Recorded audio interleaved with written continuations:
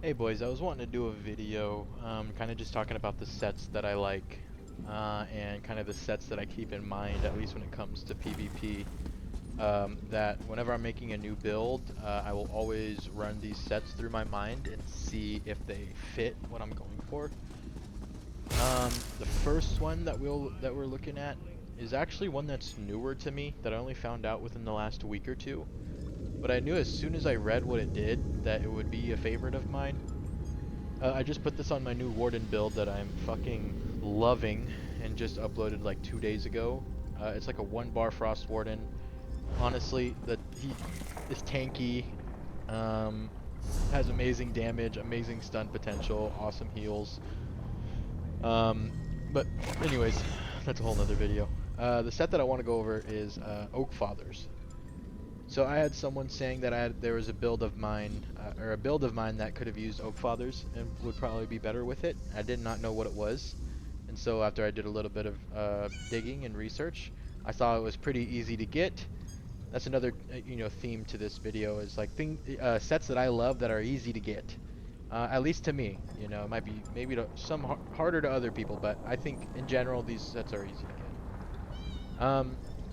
So Oakfathers is going to give you weapon and spell damage for the 2-piece, 3-piece, and 4-piece, which is huge. And then 449 offensive penetration against enemies for each major buff they have active, and 20 damage, weapon and spell damage against them for each minor buff that they have. So I would say most people are probably running like 3 or 4 offensive penetration, 3 or 4 major buffs at a time in PvP. You're getting at least, brutality and sorcery, resolve. Some people will have major and minor resolve. So you're gonna get that at least 1500 to 2000 of penetration against that person. And minor buff, it's really hard to say. Depending on the build, who knows what they have. It could be 8, it could be 5. It's hard to say. But even if, let's say, it's 8, I mean, that's 200 damage against them. So I love this set. I'm gonna keep it in rotation every time I am making a new build to see if it's good.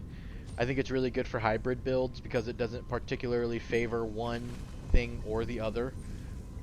So I love it. You can use whatever ability you want with it. It's awesome. I'm gonna play around with it a little bit more. But yeah, this in no particular order. This is my number one set that I love and that I think is easy enough to obtain. And we are on to number 2. Alright boys, number 2. One that you guys probably all know, and the only people that would not know are people who are brand new like PvP. Even then, I think it's good for PvE, but number 2, Rallying Cry. Everyone already knows why this set is so good, but if you need me to explain it. Rallying Cry is awesome for multiple reasons. So, the critical resistance that you get, 1650, is huge, especially in this meta where everyone is running crit builds. It cannot get better than a set that gives you crit resistance and 300 weapon damage for 20 seconds. And this can trigger every 15 seconds. So pretty much you could have this up all the time if you time it correctly, which is really easy to do. And the set alone is not why it's so good, and it's good because one, you're usually going to want to put a weapon damage enchant on the back bar, and then you can either put infused on it to make that weapon damage enchant better, or you can put defending as your trait. You'll still get that good little bit of weapon damage, and then you'll have a little bit more, tankiness. So whatever you think your build is lacking.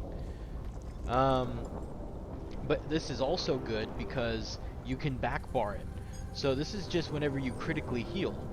So if I am in my back bar, I don't think you'll trigger. Oh yeah, there we go. It'll trigger off my back bar alone. I don't need it on my front bar. I just need to hit a vigor, or hit this, or use my rune that will heal me periodically to trigger it. And then so since I can back bar it, that means I can run a mythic and a monster set and a 1-piece curse of training. because I can put back bar, rallying cry, 2 jewelry, and 1 piece of armor. Front bar, War Maiden, 3 pieces of armor, my weapon. Then that leaves 4 open. So I can put on a monster set and a trainee to get the extra health from the 1 item trainee set. And usually you're going to want to probably put on fortified, but I think well fitted's not bad either. At least 1 piece of well fitted on a PvP build is pretty good. And then you can put on a mythic, right? So you get the best of every world. You get critical resistance, you get extra damage, and then you get to back bar it so you can run. It's awesome. Oh, look at this guy. Hey buddy, I'm making a video. I'll let you know. I'll send it to you when it's up. But yeah, that's why this set's so good. Rallying Cry's awesome.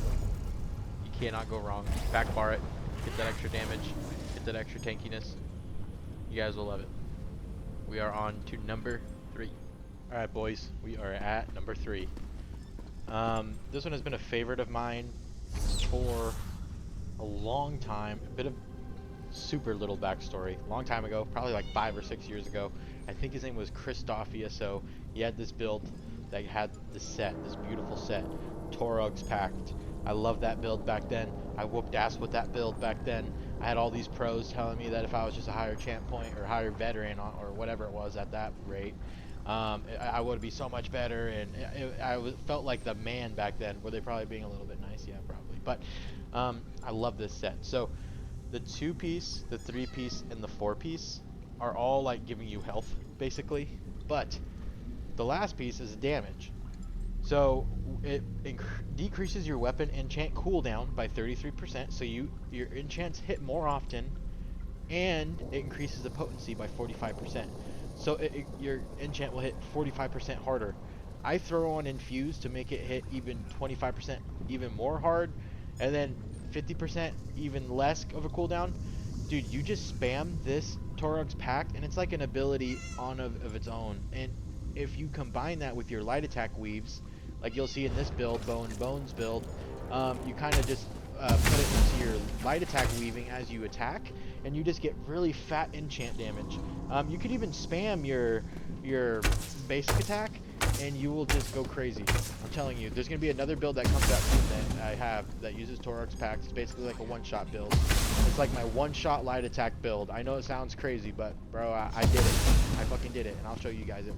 I just need to make the video, get some clips. All the clips that I have, I deleted, and they're on my computer that broke. So I need to re-record a lot of stuff. So I wish I would have more videos, but I lost it all. So I'm using my laptop. But anyways, Torug's Pact, guys, it's awesome.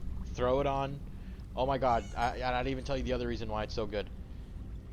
Back bar.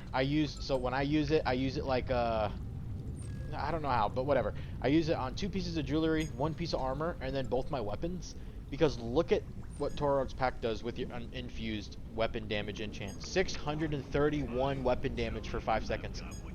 That's, I mean, tell me that's not insane. These aren't even gold, boys. They're not even gold.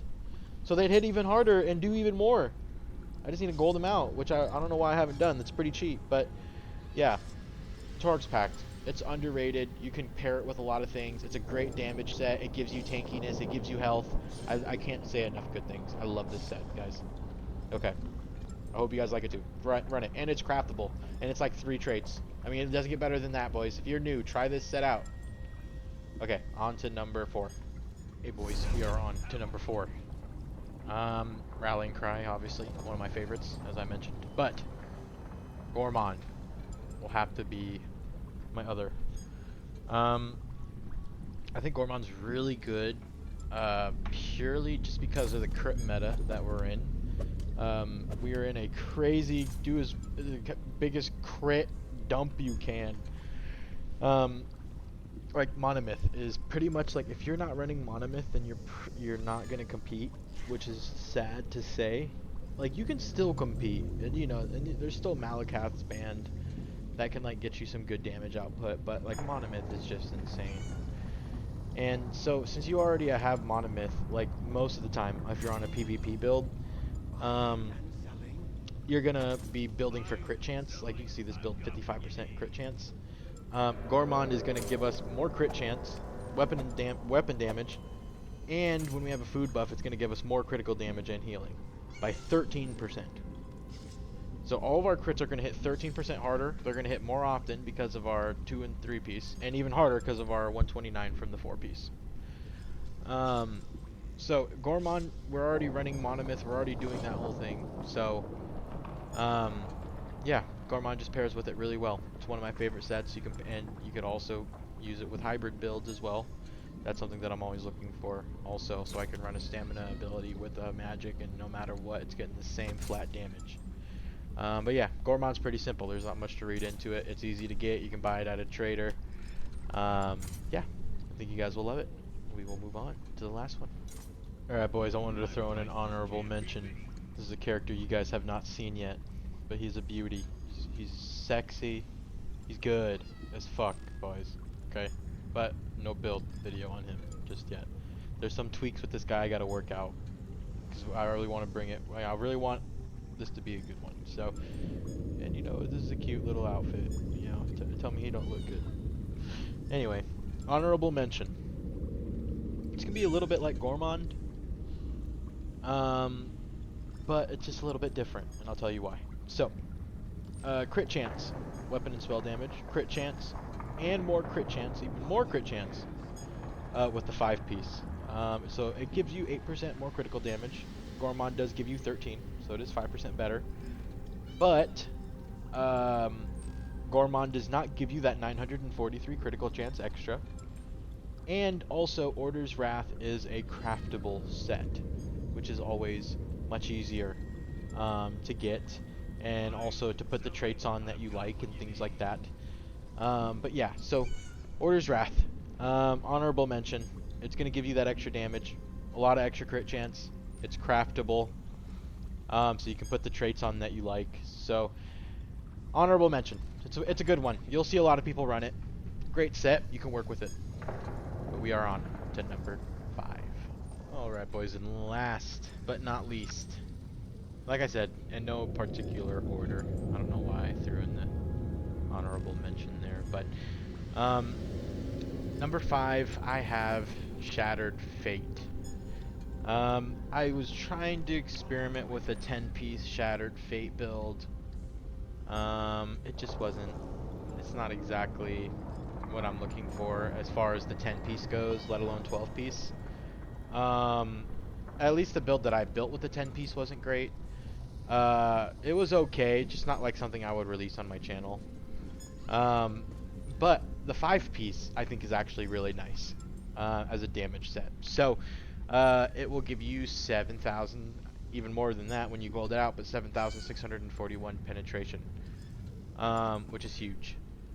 So yeah, this build I would go over more in depth, but Shattered Fate is really simple. It's just going to give you an insane amount of penetration, and it's also, again, easy to obtain, easiest thing to obtain, which is craftable. So yeah, again, I say easy to obtain. If someone's probably like, I don't have a crafter, man, join a guild, and I'm sure anyone will craft it for you. I actually want to do a plug here at the end. I would be someone who would craft it for you. I totally don't mind, and I have a character that can do it. And at the end of this video here, in just a second, I'll show you the guild that you can join. And, if you ever wanted to ask that pretty frequently, and I have no problem making it for you. But yeah, Shattered Fate, 5-piece, something that I really enjoy. Craftable set, good for traits. Do exactly what you want with it. You could front bar it. It's cool. You'll like it. Let me know if you guys want another video like this. Give it a thumbs up. We got 41 subs, dude. Insane. I had one like a month ago. So, and that was only my friend. So, I am super appreciative. Go give also a follow to the subreddit that I started, r/ESO PvP. Just everything for PvP, guys.